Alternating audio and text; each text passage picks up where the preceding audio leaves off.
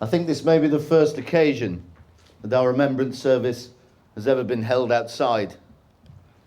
And seeing you all masked makes me wonder whether we shouldn't be remembering the outbreak of Spanish flu, which claimed so many lives and ended 100 years ago this year, ravaging a world already torn apart by war. It is with hope that Monday's news of a COVID vaccine will prevent a horrid repetition.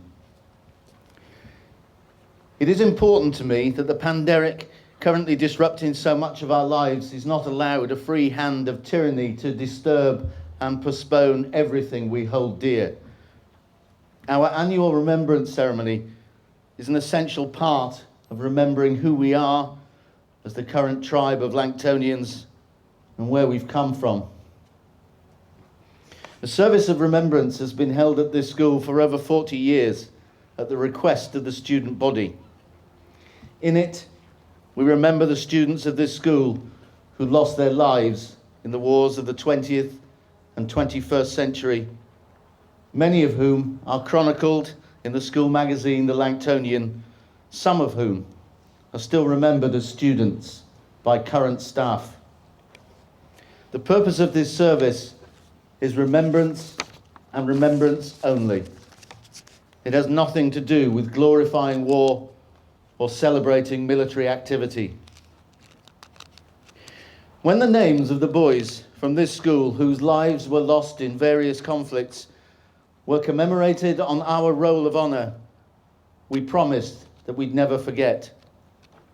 The same is the case with all war memorials. We simply do not have the right to forget, especially when the numbers of casualties in the wars of the 20th century are so high.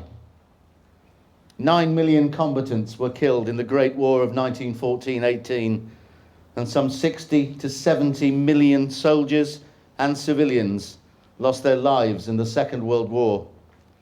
30 million alone in China. These figures defy belief, and we remember, in part, the sacrifice of so many in the hope that future generations, our generation, will not have to endure the obscenity of war. This school is a multicultural community, and no doubt in different parts of the playground today, we are remembering the sacrifice made by Indian, Chinese, African, Nepalese, Canadian, American, Australian, and New Zealand troops and civilians, as well as other European nations whose generations were afflicted by war. War and conflict also affect those left behind. In our community alone, in our school, on this playground, we have people who have lost fathers or brothers to war, some who have served and lost friends, and many of you who have found yourselves displaced from the lands of your birth by violence, conflict, and terrorism. Members of our community have been refugees, enduring long and terrifying journeys to safety and to our school. In our houses, we remember specifically 5 of the boys of this school who died in the 1914-18 war, and through them all the 177 Langton boys killed in war, from Lance Sergeant Harold Gillam in the Boer War to Major Stephen Ballard in the Second Gulf War. That they bore too heavily the burden of their time is something that those of us who have been unaffected by conflict must ponder on. Approximately a quarter of all the Langton boys who served in the Great War were killed, a figure much, much higher than the national average. The Langtonian magazine, published shortly after the conclusion of the Great War, outlines the plan to raise money for an official war memorial now proudly hanging in our reception to commemorate the sacrifice of the boys of this school who fell. The appeal manifesto reads, "All who have at any time been connected with the school feel that the honourable part played by old boys in the Great War must not be allowed to pass unmarked by some permanent record. To all who shared the dangers and privations of the war, we are grateful. They have saved us from more than words can tell. But our thoughts are occupied, above all, with those who have fallen and whose memories we intend to perpetuate. Most of them have died on the threshold of manhood, and their names stand to us as a symbol of patriotism and yet more of devotion to principle.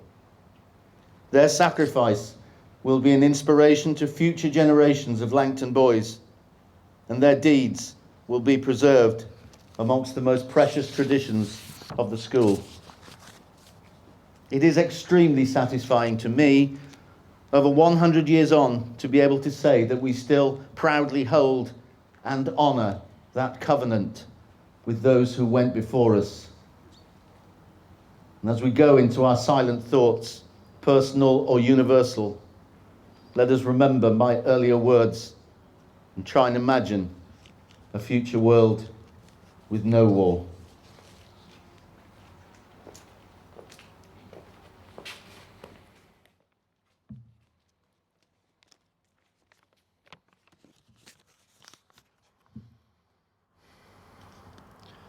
They went with songs to the battle.